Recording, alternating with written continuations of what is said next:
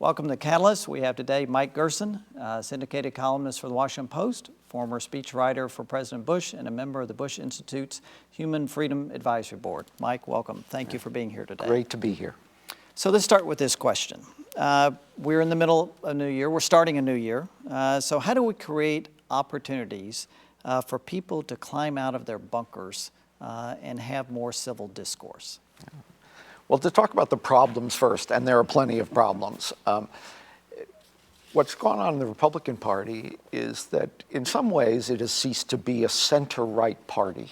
It's now an ideology that is more nationalist, more nativist, more protectionist, more isolationist.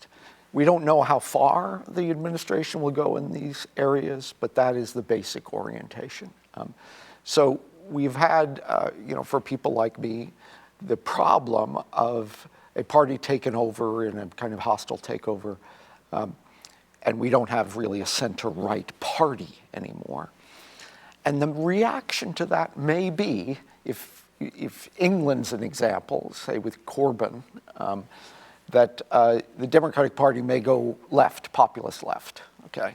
And that is, a Sanders-like insurgency might gain real traction. And so you could foresee a circumstance where there would be no center-right party in America and no center-left party in America, which leaves very little overlap of the kind of Venn diagram of American politics as the parties pull away and start to reflect the polarization of the country, which has increased over the years. The question is then, can other institutions, other than the parties, that's the institution I influenced or wanted to influence, in the run-up to the 2000 election, the creation of compassionate conservatism, you wanted to, influence the party that was going to be in power, and that's how it worked, right? But I think we may need other institutions, other than the parties, to rise to positions of social and political leadership in our midst. So what kind of institutions do you imagine those being? Well, first of all, religious institutions should be involved in that kind of effort. Sometimes they're not. They went very strongly, evangelicals went very strongly for Trump in this election for rather partisan reasons. But theoretically, religious institutions should be sources of healing and reconciliation, a belief in universal human rights and dignity, a belief that the person that you oppose is a human being to be treated in a certain manner, a kind of philosophic basis for civility, that human beings are created in God's image and deserve to be treated with respect. So you would hope that religious institutions would play this role. I think there are other institutions that have a more academic and policy focus are going to need to rise as well. I mean, there is an individual element to this, that an element of outreach that says, the people I surround myself should not be people who are exactly like me. That's actually a source of rich life. But it also is a source of reconciliation, racial reconciliation, class reconciliation. So there are a lot of forces driving us apart, and we need some institutions that start pulling us together. Fear of the other seems to be pretty strong these days. So in your reporting, what do you think is the cause of that fear? Yeah.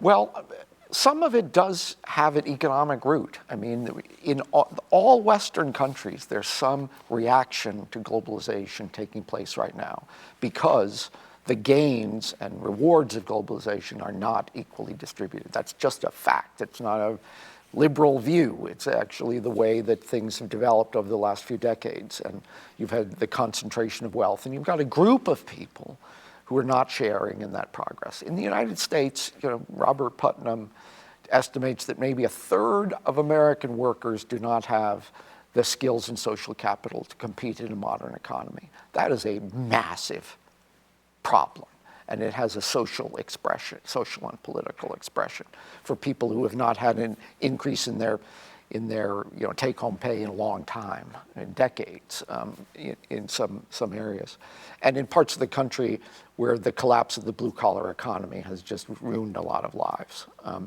So we saw that in this election, but it's not just that. I think there also is a resentment of rapid cultural change, a feeling by some that they're being condescended to by elites that hold values that are different from the values they hold.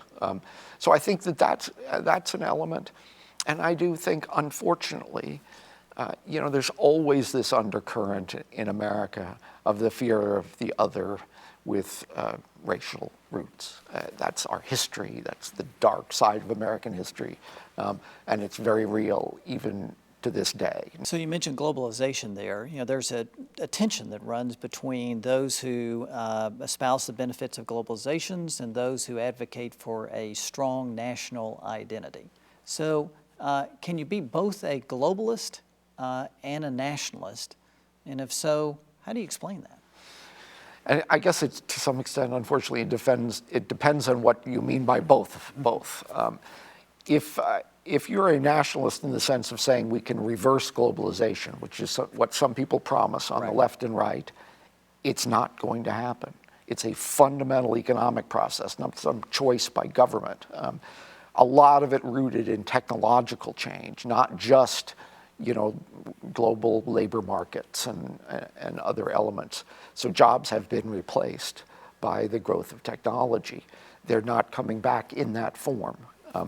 So the main project, the positive project, is not to overturn globalization, but to spread its benefits. I mean, the goal is to prepare more people to participate in a modern economy in rewarding ways.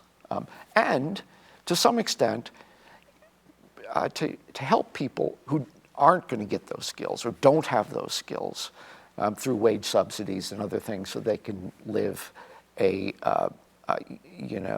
decent life. Now, nationalism, love of the place you were born, the traditions of your family and community, those are all conservative values. I mean, we should be grateful for the people that raised us, the community that created us, the broader nation that we love.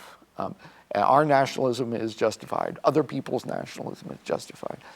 All of those things are good. The problem comes when a definition of nationhood is made against the other.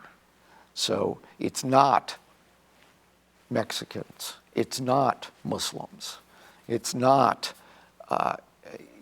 outsiders of whatever sort. In Eastern Europe, not Roma, or that's when this nativism, when nationalism becomes nativism, is when you start to define national identity in ways that say, you're the outsider, you're the problem, you're the source of our difficulties. We're obviously a divided country, and you can pick up any paper in the country or turn on any TV, you can see that. Do you think we're more divided than we have been at any other time in our history? Or do you think this is perhaps on a par with other sorts of periods we've had where we've had these ruptures?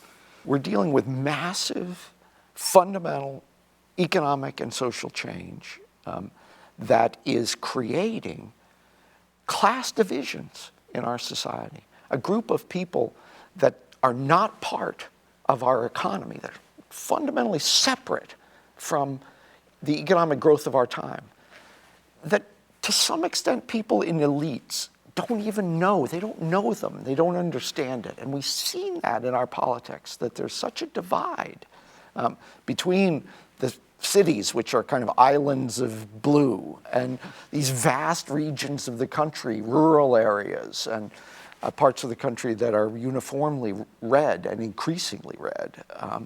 And there's not much even contact between these two worlds, which are very, very different. And so somehow they are going to have to understand and accommodate one another in our system. And that is a very fundamental challenge.